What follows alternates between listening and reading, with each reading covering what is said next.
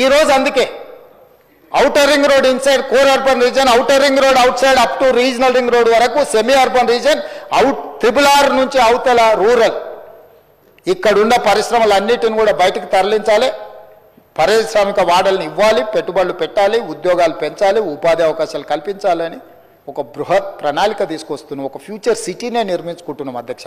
దానికోసం future city development అథారిటీని create చేసినాం అధ్యక్ష.